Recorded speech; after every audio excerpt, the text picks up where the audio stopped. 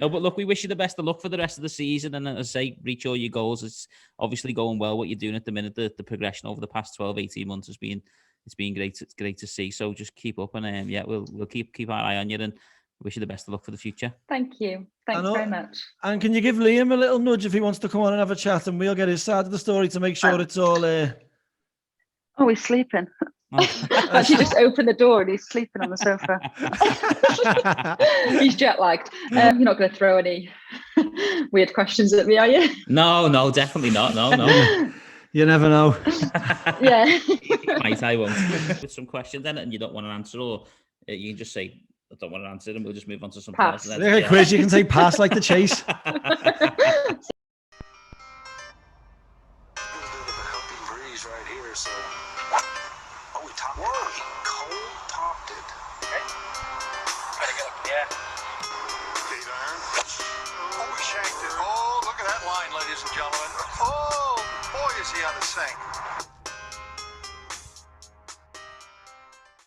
Welcome to the Bogey Boys podcast. You're joined here by Kevin and Mark, and we've got a guest, Miss Amy Boulden. How are we, Amy? You okay? I'm good, thank you. Thanks for having me. No, thanks for taking the time. Yeah, thanks for coming on. We really appreciate it. How's things at the moment? Good, yeah. I've not long got back from, I've been in the States for a little while, so I've not long been home, actually. I've been home for about 2 weeks now. Yeah. Yeah, so I've actually been away since the 2nd of January. So I've actually been kind of traveling this whole time, which has been kind of nice, actually, to have some kind of normality. Yeah. I know I'm going to stick my foot in it like I did with Charlie, but why did you come back? Oh, no. Like, why didn't you just stay out there? I actually really missed home, to be honest. Oh, right.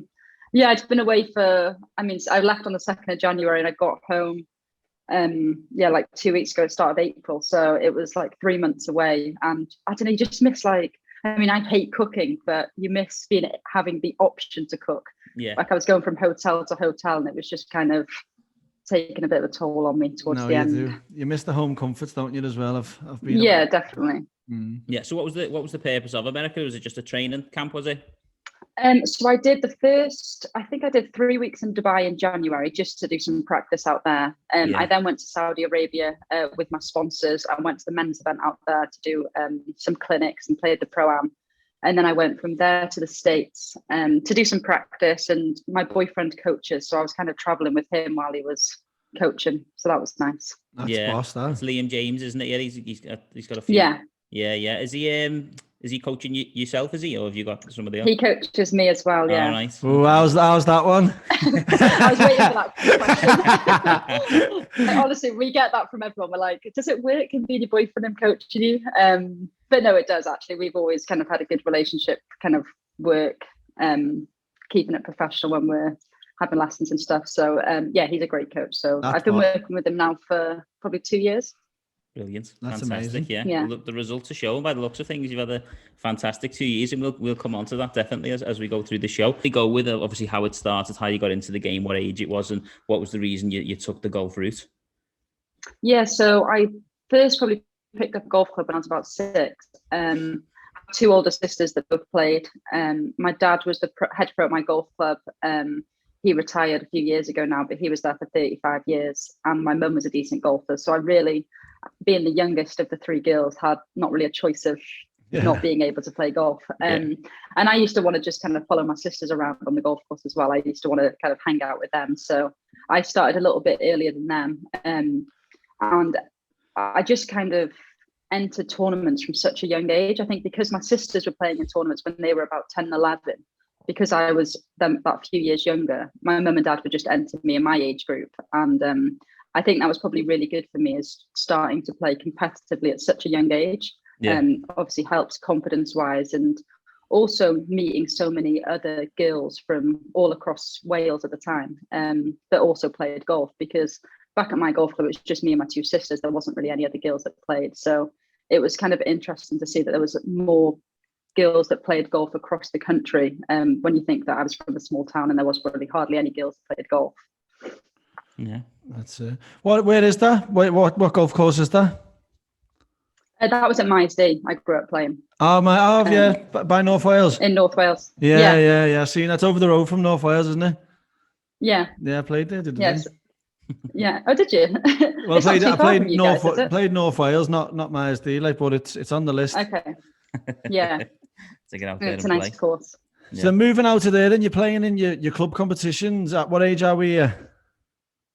I probably played like up until when I was about 13, I started entering, kind of getting noticed by the Welsh squad, really. And I think because my sisters were in the Welsh squad, I was in it a bit younger, and they were kind of like developing me from a young age with the coaches. And I started traveling I remember when I first went on my first trip away, I must have been 13, and it was in the Scottish under 16s at the time.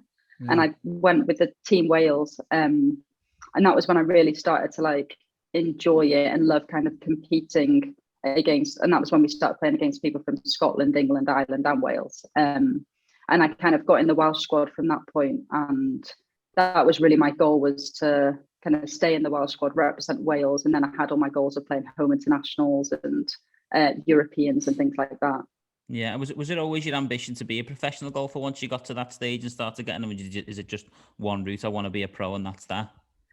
Yeah, I mean, I had this conversation with a lot of people. They always say, what would you do if you weren't a golfer? Did you always know you were going to be a golfer? And I'm always like, I think I never really thought about doing anything else when I was in school. I actually really wanted to go to university in America when I was in school. And I remember, and my friends will all say it from school now, that they always thought that I was going to go off to America when I was 17, 18 and go and do the university route. But it just got to a stage that when I was 17, I'd finished high school back in Wales. I didn't really want to do any more schoolwork, to be honest. I just wanted to kind of play golf, and I wanted decent weather to play golf in. So my sister used to teach. She turned pro, and she got a job at Abu Dhabi Golf Club in the Middle East. So she did about 4 years out there, and my dad gave me the opportunity in the winters to go out and spend a few months with her and be in nice weather, and that was all I really wanted. So I got to play, I think, probably 2 years full-time amateur golf in the summer, and then in the winter I'd go and work on my game over there, which was perfect for me, really. That's perfect, isn't it? Yeah. And obviously it shows that in some of the results that you've had, like the home internationals, and then your junior Solheim Cup, is that's obviously before that, is it, or was that after? Yeah, so I think I played junior Solheim when I must have been 16 at the time. And that was just such a cool experience. Like, I remember when I didn't really know much about the Junior Solheim Cup when I was an amateur. And then as you kind of develop and you are at the top of the game, or at the top of the amateur game, you hear about all these different teams that you can get into. And I'd heard about the Junior Solheim Cup, and I was like, how cool is that to be able to get into that team? And it was so good. I think it was 12 girls, and they were from all over Europe as well.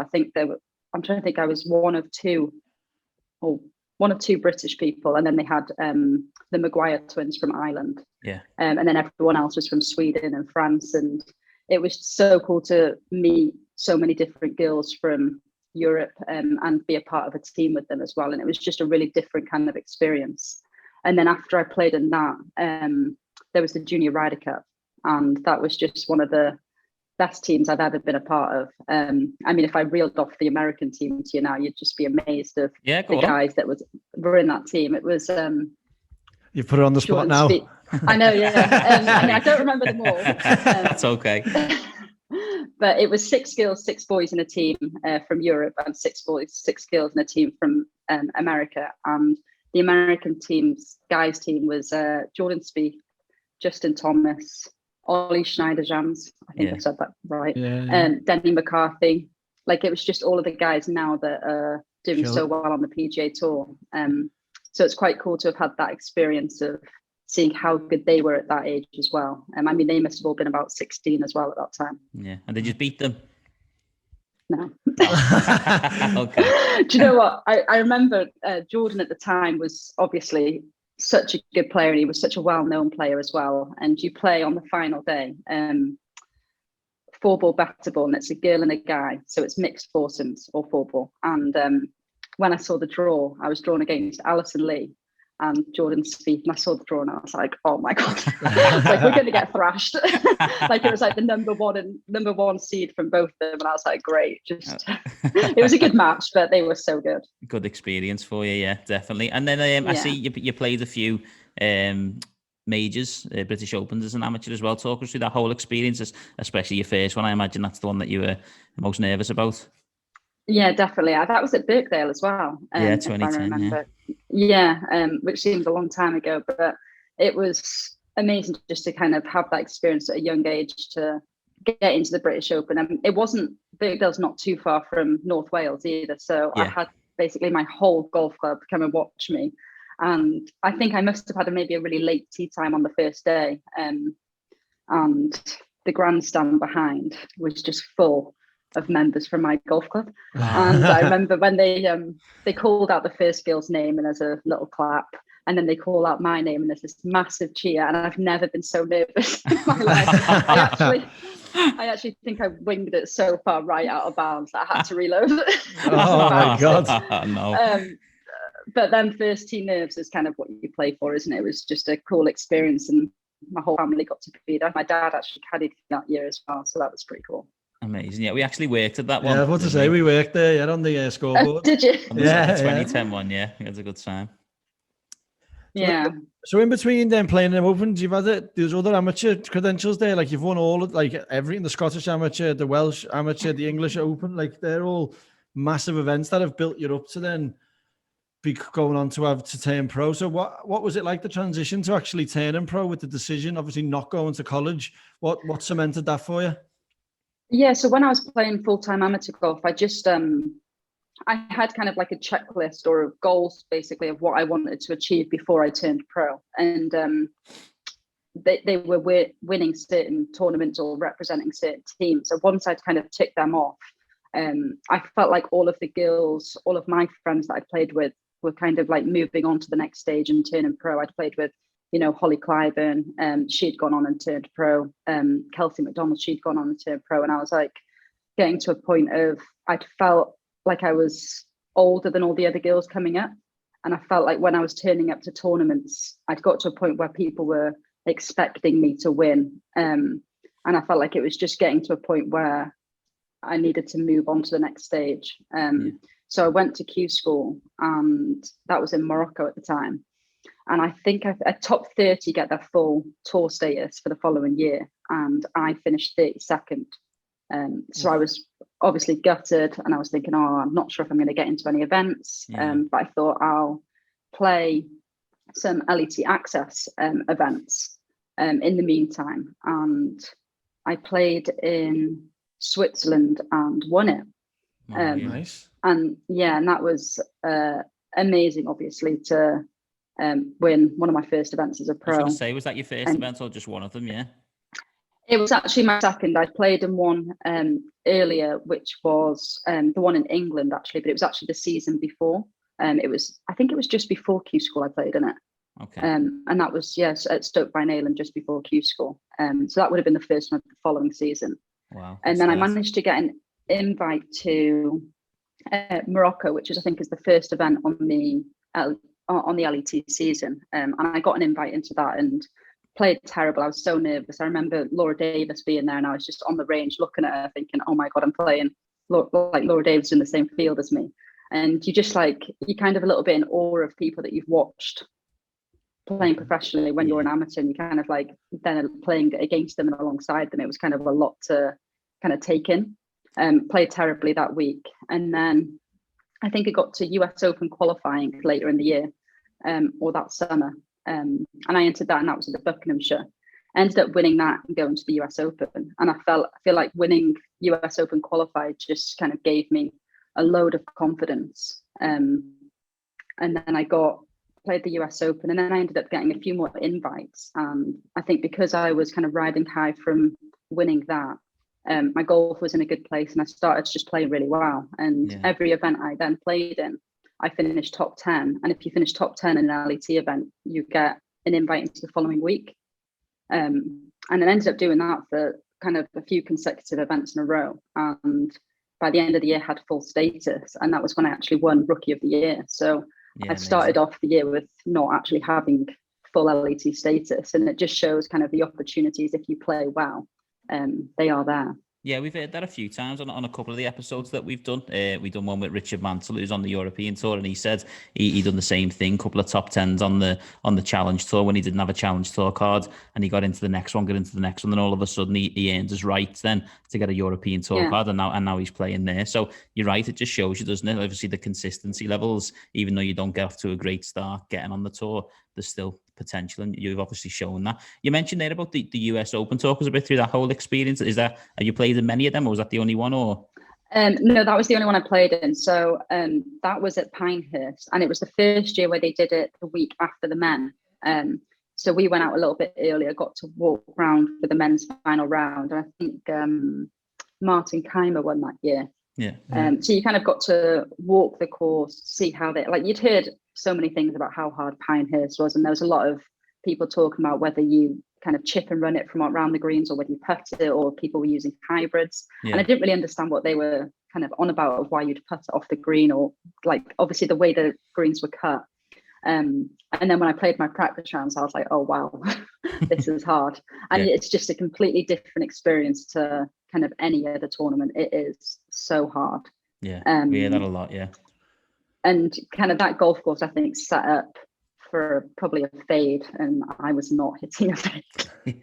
I don't even think I was hitting a draw. I was hitting a big slinging draw, so it wasn't ideal hitting into them greens. It was just so difficult, but it was just a great experience. And you also realize, like, them events are just so like big, and the way they treat you, everything's so good about the events. Like, they give you a free car for the week, and you get looked after so well, and it makes you realize, wow, this is really where you want to be playing. Yeah, you've arrived, sort of thing. You've arrived, yeah. Yeah, definitely. So then, moving on from the US Open experience, you stayed and played on the Symetra Tour then over there, or did you stay and go back to the LET? What happened next? Yeah, so I played in Europe then. So I got my tour card in 2014. 14? I think it was, I don't actually know, end of 2014 I think it was. So and then when I won Rookie of the Year, I stayed on the LET then for the next so many years, and I found the transition pretty easy for that first year. Like I said, I obviously had a great first year and played really well, and then going into the second year, I don't know whether I'd maybe taken my eye off the ball a little bit, got a bit comfortable. I'd obviously played so well the year before, and I think sometimes you can get a bit too comfortable, and kind of that happened to me over the next few years, to be honest. I just really struggled with my game. I felt like I wasn't in a good place swing wise, and kind of lost my way of what I was actually trying to do. Can you pinpoint that now, looking back, as to the reasons for that, or do you think it was just you thought this is actually easy? Well, not easy, but you've had such a good first year. Yeah, I think to be honest, I think that first year I didn't really do anything different to what I was doing when I was playing amateur golf. And I think sometimes when you turn pro, you feel like you need to change a few things. Like I felt like I needed a full-time caddy because all the best players had a full-time caddy. So I was like, oh, I need a professional caddy on my back. And really, that's not really the case. You can do you carry your own bag if you want to. And that's what I did my first year on tour. I kind of did most of it myself, or I'd have friends out just to do it for the week. But I was doing everything myself. I was doing all my own yardages. I was making all my own decisions. And then when you have kind of someone else's input that doesn't really know your game either, at the end of the day, they've only seen you play kind of just in the practice rounds for that week, then trying to give you advice and helping you with them decisions sometimes.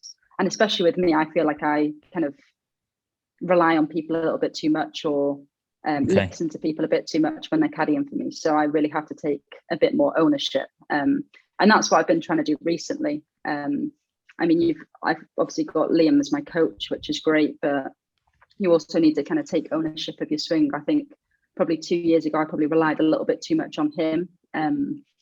And I think I'm trying to get away from that a little bit more now as well. Of, you know, when I'm at a tournament, I am on my own. So you can't hit panic mode if things aren't going great. You've got to really learn about your swing as well. So I'd say over the last 6 months, I've really tried to learn about my kind of tendencies in my swing of when I'm not playing great, what do I do? And kind of what's the first thing to go back to try and help that out. Yeah, well, you talked there about obviously the nerves and things and everything. So I see in 2015 was your best finish in the Open. You finished top 10. Obviously, I've not looked at how that tournament went, but was you challenging at any point in that tournament, or was it a good final day? What were your nerves like going into that, being so close to the top? Yeah, I had a really good Saturday that week. I remember the weather was brutal on the Saturday. I played steady first 2 rounds, got myself in a good position. And then the Saturday, the weather was horrendous. And I remember I was playing with Lexi Thompson. Yeah. And I was obviously a little bit starstruck, the fact I was playing with Lexi Thompson in the British Open. But I just went out there and kind of played my own game that day. Obviously, I knew that she was going to hit it a long way. I'd obviously seen her play before.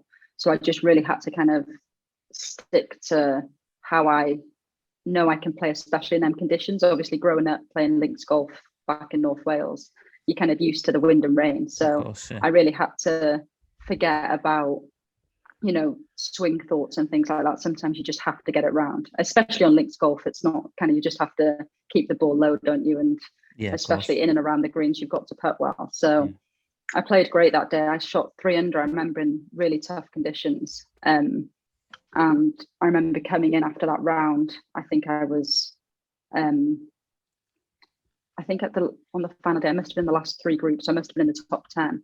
And after that round, there's obviously big press conferences and there's interviews everywhere. And I was like, wow, is this what it's like when kind of you're in contention in a major? Yeah. So that was pretty cool to experience that early on in my professional career as well, to kind of what them feelings are like being in contention at a major. And going into that final day, I was really nervous, but I played with So-Yun Ryu, who she's a former world #1 now, but she is just absolutely an amazing person. And she really kind of settled me on the course and gave me loads of confidence. And that was really nice to kind of have a player kind of calm your nerves down a little bit. I think she could see me, I was a little bit nervous, and she chatted to me the whole way round and said, you've got the game to play on the LPGA and kind of them kind of things. So that really helped that final day. And I played pretty steady and obviously finished, I think, 9th in the end. So that was really nice experience.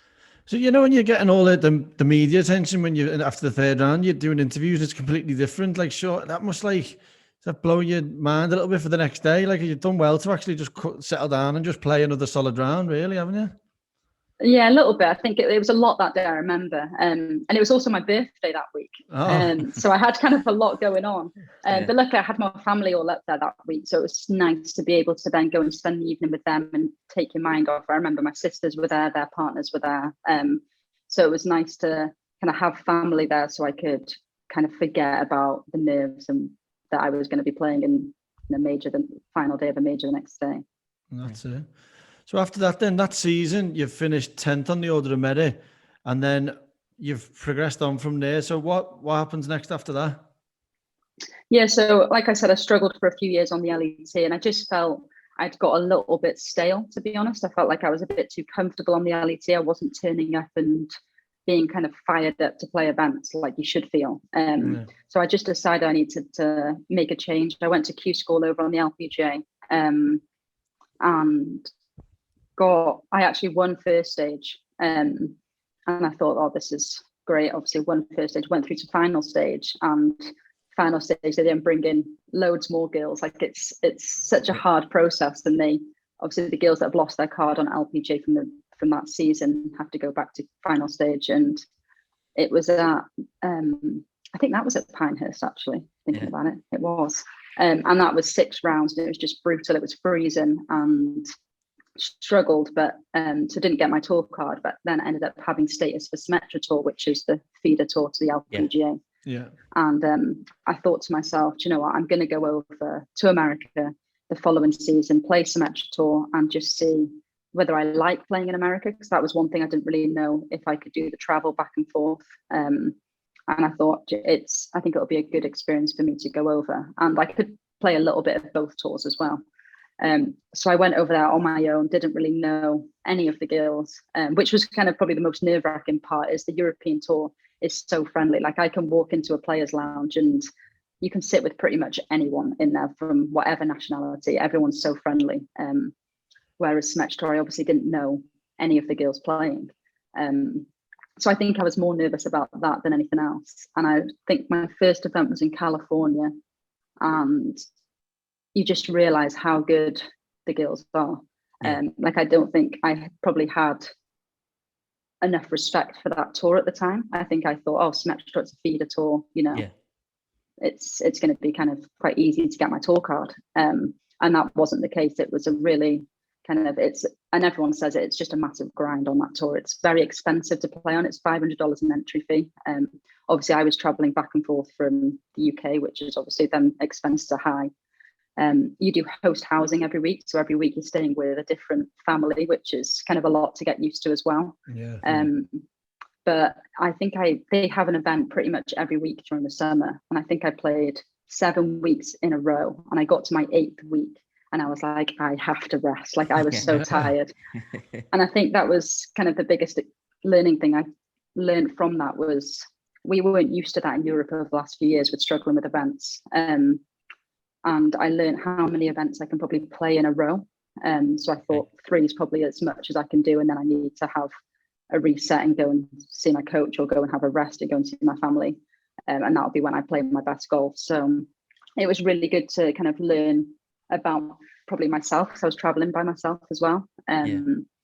So it was a good experience, but I decided at the end of the year I wanted to come back to Europe. And towards the end, that was in 2019, and towards the end of 2019 I was like, right, I'm going to start concentrating on Europe and play a few events to keep my card.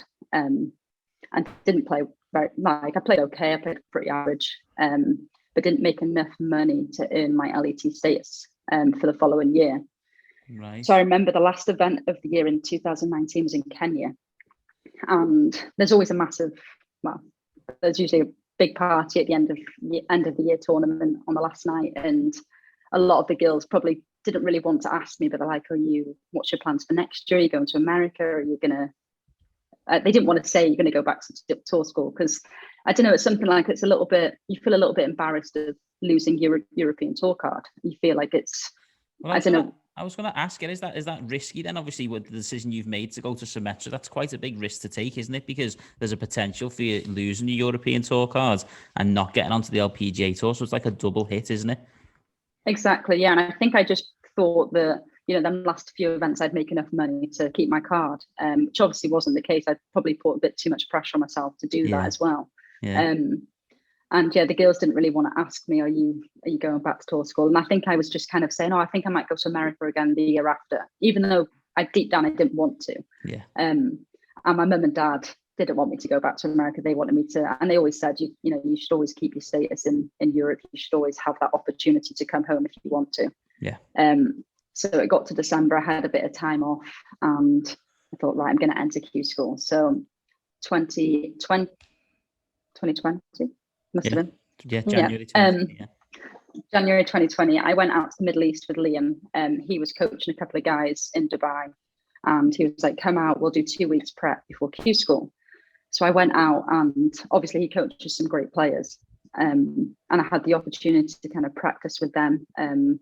And probably that built my confidence up a little bit of being around great golfers. They were kind of helping me a little bit with my short game. Obviously, Liam was helping me every day with my swing.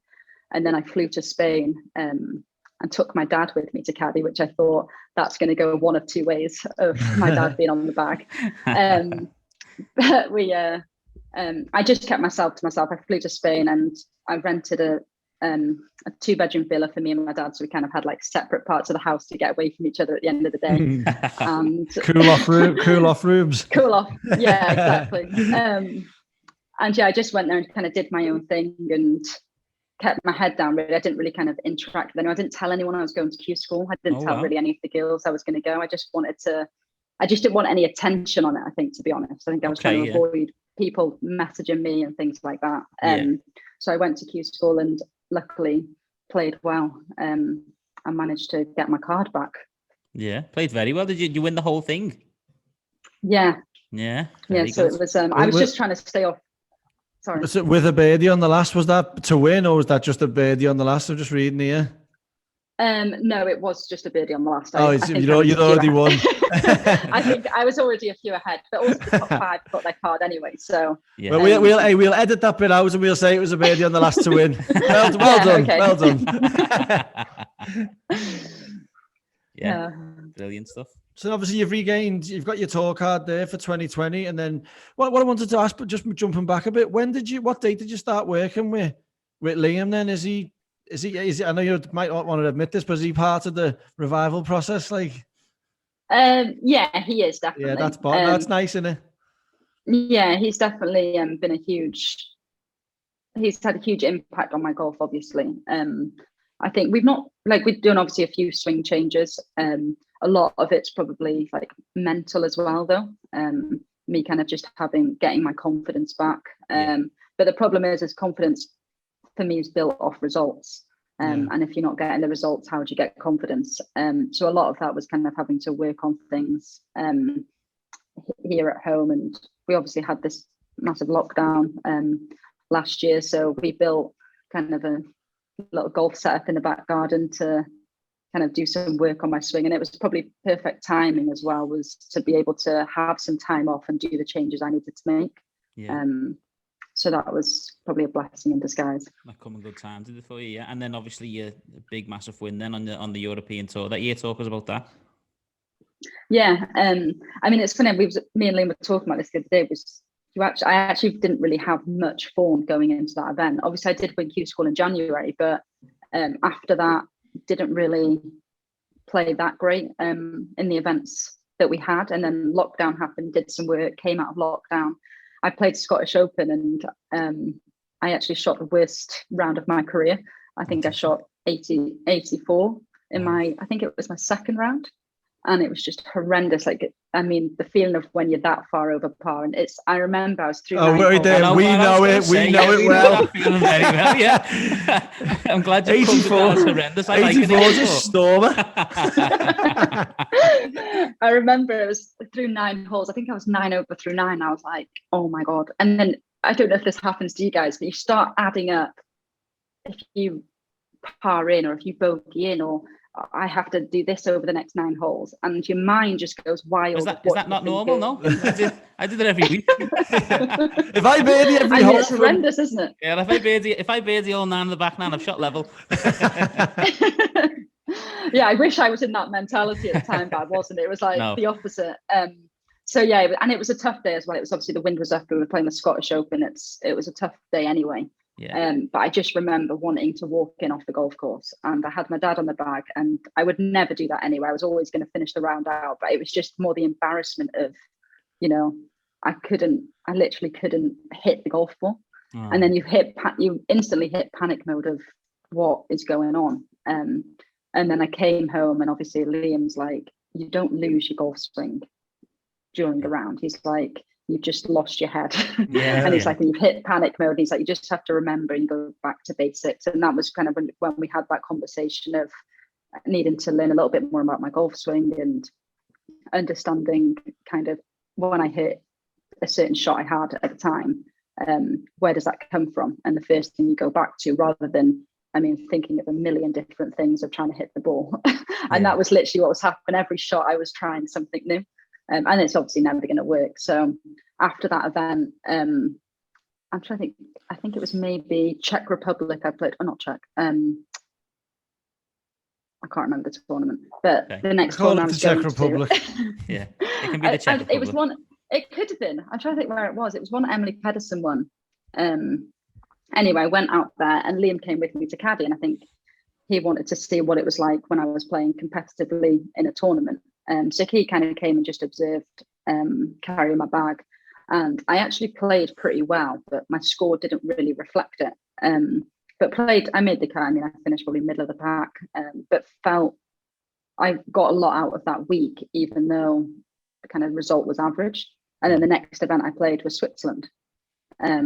And I went to that event on my own, was still working on a few things, but I think I just took a bit of confidence. I think sometimes it just takes you to hit 1 or 2 shots in in a tournament that you really feel, right, that was it. And then you had then your feels for the next event. And that was kind of what it was for me in Switzerland. I kind of had my swing feels for the week. And I remember playing a practice round with Kelsey, who I room with. And I was like, oh, I love these greens. Like, I just felt like I could see everything going in practice. And that was really the story of the week. I literally just couldn't miss a putt. Yeah, Like, I wish I could bottle that feeling every time. Okay. That's it. If you've got, like you say there, sometimes with putting, it's just mental, isn't it? If you think that you're going to hold it, you're going to hold it. If you think you're going to miss, you're going to miss. And exactly, no confidence there, it's flying.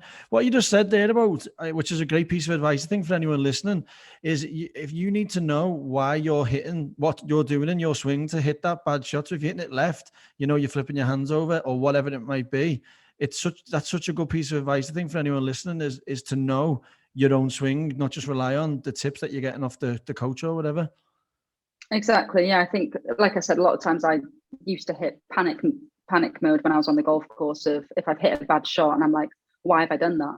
Yeah. Instead of me kind of just calming down and being like, right, okay, well, this is what we're working on at the moment. If I just keep doing that, even if it doesn't go right on the next shot, at least I've got just that one thought and it's kind of in the right direction or the right step forward with what we're working on, rather than going completely off trying everything. Yeah, definitely. What was it like coming down the stretch then? Because obviously that's your first. I know you've been in similar situations in the past. You've had quite good finishes on the tour, but you've not actually got one over the line. So to get that first European Tour victory over the line, what were the nerves like coming down the stretch? Did you have a comfortable lead? I don't quite know. So I think before I teed off that day, I'm not sure if I was tied for the lead or maybe I was tied for the lead going into the final day. Yeah. And I remember on the warming up on the range, obviously I've got a lot of friends on tour and it's a very friendly tour anyway. And I just remember like a lot of people kind of walking past me and kind of, putting their thumbs up and saying, play well today, get it done and things like that. And I had to put my headphones in to stop people coming up to me because I thought I didn't want to deal with that. So I put my headphones in. I listened to a podcast actually, and it was quite interesting. It was not one I'd normally listen to, but because it was a psychologist, and it wasn't. I didn't listen to the podcast because it had a psychologist on it. It was just their latest one that was out, and that I decided to listen to it, and it was quite interesting because some of the things they were saying on it was kind of about the first tee nerves and kind of how you deal with things under pressure. And I was just listening to this as I was warming up. Anyway, I went to the first tee and I was just so calm walking to the first tee. Anyway, hit my tee shot down the first, down the middle, was on the edge of the green. I ended up holing quite a decent putt on the first hole. Yeah. And I think that just little bit of momentum on the first, I think kind of really set the tone for the day. And I just had in my mind, if you'd heard me say this before in any of my interviews, but for that week, the day before that, I was really trying to birdie every hole. And sometimes when you're in that mindset, like things are just going your way. Yeah. And that final round, I had a number in my head that I wanted to get to. And I think it was 15 under, seems to ring a bell. But I think it was 15 under I wanted to get to. And I didn't even think in my head that would be shooting 7 under that day. I just was like, right, 15 is the number that's going to win this tournament. So that's what I've got to get to. Yeah. So every birdie I made, it was like, right, okay, I've got 4 more to make. And that was kind of my mentality as I was playing the round. Great and obviously mindset, you can't think that way if you're not, you can't think that way if you're not obviously not playing well. That doesn't then make sense. But like when you are playing well and you're in them positions, it's kind of a really good way to think. It's like when you're thinking about the cut line when you're not playing great and you're kind of hovering around the cut line. If you're thinking, 2 over is going to make the cut, well, you're probably going to shoot 3 over. Yeah. It always happens. So I think just kind of flipping that mentality in a positive way really helped me. And I think I made the turn and I played the front nine pretty well. I was a few shots clear. And then the girl I was playing with, Maha, she kind of just went on this birdie run out of nowhere. And she was fist pumping. I was like, oh no, she's kind of the competition I've got here. Okay. And I don't fist pump. And I remember she held this putt on a par 3 and it was a great putt. And she was getting like closer. I think she was then within 1. And I hold the putt after her and I gave a fist pump and I was like, I never do that. But I was like, so like Brilliant. Fired up. But yeah, it was just kind of nice to kind of get the adrenaline going. And then the last few holes, I was a few shots clear playing the last few holes, but like anything can happen, and I just was putting myself in good positions where I wasn't really making any mistakes. So yeah, it was just kind of a nice feeling for everything to go my way that day. You beat your 15 under total because you got it to 17 under, didn't you, with a 64 on the final day, which is quality. Yeah, and I remember that. Go on, sorry. No, I was going to say, I remember that final 18th hole. It was kind of a tight dogleg left, and I thought, I've hit driver here every day, but I'm going to have to hit 3-wood because it was a bit too tight with driver, and I hit 3-wood. I think that's the longest 3-wood I've ever hit in my life. Going so far. Yeah. Do you know, obviously, when we're going to edit this podcast, when you say you're on the range listening to a podcast, we're going to put in that it was our podcast. even though ours wasn't even available there, but we'll take it. Yeah, when I was talking about it, I was thinking you're going to ask if that was your podcast. Oh, no, we don't even ask. We're just going to tell everyone it was. Yeah, it was our podcast, yeah. You'll have to get a psychologist on quickly before this gets released. Definitely. So what's the obviously that was in 2020 there, you've got your full what does it bring the same as a European Tour win, like 3 years exemption and whatnot? So it's 2 years exemption. Yeah. And then for this year I get into the British Open and the Evian. Nice. Oh, brilliant, yeah. Yeah. 2 majors to look forward to. Yeah, so I've not played I've played the Evian course before, but I've actually not played the major. So I'm really excited to do that as well. No, that'll be really good, yeah. And so what's the goals for this season then? Just to really put myself in contention, really. We have a really busy schedule starting from the end of May. So I'm kind of doing my schedule at the moment, obviously, which is kind of nice to actually have to sit down, look at the schedule and be like, well, I can't play in this event because there's just so many events in a row. So kind of having to plan that a little bit and plan it around the majors as well. So obviously I want to be able to be kind of fit and healthy and ready to play when I tee up in them events. So I just want to be able to kind of put myself in contention more often, play a bit more consistently. I feel like I've not really done that over the last few years. So just over these next 2 months, really kind of work on the game and get ready to go. Yeah. What does the schedule look like if you're entered any of the Rose Series events? Because there's a few round here. Yeah, I've entered the first 3. So I'm playing West Lancs, which is the first one. We live where we are now is Crosby, which is West Lancs. It's just really? half a mile down the road. So we'll be down there to watch it. Oh, that's good. Yeah, I love that course as well. So I'm looking forward to that. And it's nice to be able to play an event on a links course. Yeah. Because we obviously don't really get that very often. We just get that British and Scottish Open. So that'll be good I feel like it takes me back to amateur days when I play like one day links golf. So that'll be fun. Well, they got Hillside and Birkdale on the schedule on the roads as well, haven't they? Yeah, so I think it's the first week in August. It does clash with an event for us though, which is so it just depends. I'm hoping to actually play in them and maybe not play that event that's on the schedule, but we'll see. Definitely, and we might have to fact check this. We love a little fact check on our podcast shows that we do because we don't always get everything right. But I'm thinking, is it top 2 European players on the LET will get Solheim Cup? Is that right? Yes. Yeah. So is that a target for you? I looked a bit unsure there, don't I? No. I think it's the top 2 on the order of merit. Order of merit, yeah. Is that a target for you then to try and break into the team this year? Yeah, definitely. I'm not going to put too much pressure on that, but because I'm trying to think when Solheim Cup will be September, isn't it? This year? September, yeah. First second week. For that to happen, I really have to win an event and also, I think, compete in the majors. Because usually the top 2 on the order of merit is usually someone that plays on the LPGA, to be honest. Yeah. So I think I'd have to win an event and probably compete in a couple of big events as well. So it's always going to be a goal of mine to make that team, whether it's this year, whether it's in 2 or 4 years time, we'll see. But just definitely want to be able to keep putting myself in contention and get another win soon. Yeah, definitely. That's quality. So when you've won on the LET and you get to 2 majors, how do you get the others, like the ANA and the other couple? So I think I actually don't know. I think the US Open is. I mean, we usually have a qualifier to get into it, and I think it probably is world ranking, and maybe because I know Emily Pedersen's in them, and Emily won the Order of Merit last year. So whether the winner of the Order of Merit gets in them, I'm not actually 100% sure. Yeah.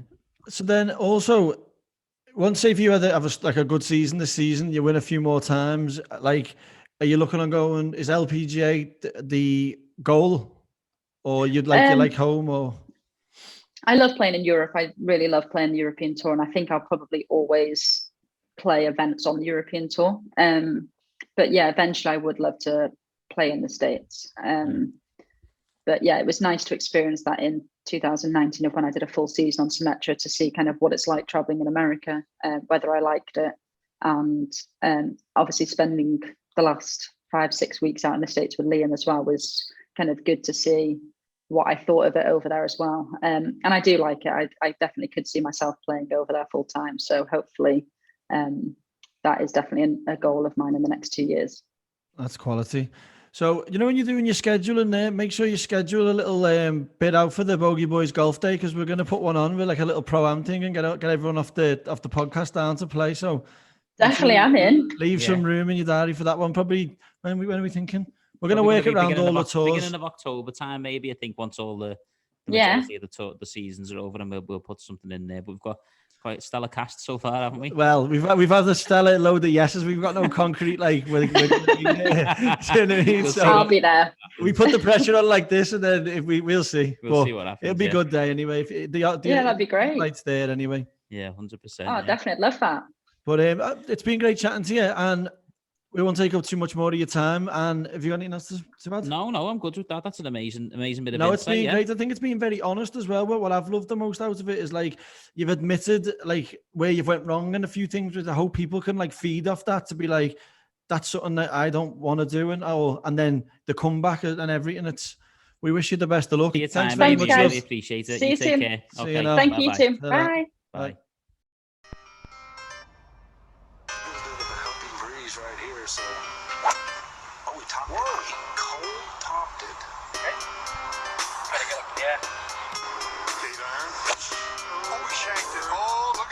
Ladies and gentlemen. Oh, boy, is he on the sink.